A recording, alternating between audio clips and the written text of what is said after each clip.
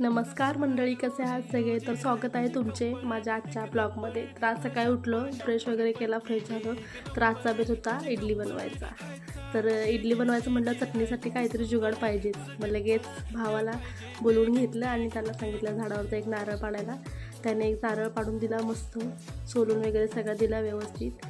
आणि मग त्याची आम्ही बनवली चटणी. त्याच्यानंतर मग इडलीचं बॅटर इकडं तयारच झालं होतं.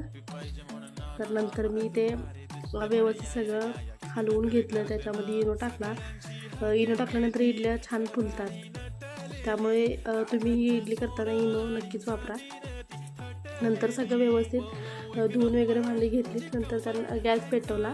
गॅस पेटवून मी त्याच्यावरती भांडं ठेवलं अगोदर. त्याच्यामध्ये पाणी ठेवलं गरम व्हायला. इकडे पाणी गरम होईपर्यंत आपण इकडे इडलीचं बॅटर टाकून घेऊया भांड्यांमध्ये तेल लावून. सगळ्यात पहिले यांना सगळ्या भांड्यांना तेल लावून घेते. त्याच्यानंतर त्यात इडलीचं बॅटर टाकून घेते. तर हे बघा, अशा प्रकारे सर्व भांड्यांना मी तेल लावून घेतलेलं आहे. व्यवस्थित तेल लावून घेतलं तर नंतर बॅटर चिकटत नाही ह्याला खाली.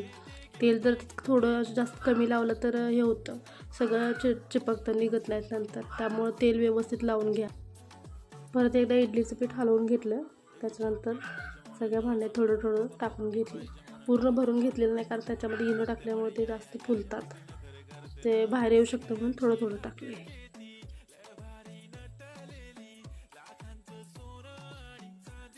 तर अशा प्रकारे सर्व भांड्यामध्ये पीठ टाकून झालेलं आहे. त्यानंतर मी एक एक असं त्या साईजप्रमाणे त्या भांड्यामध्ये ठेवून घेतले.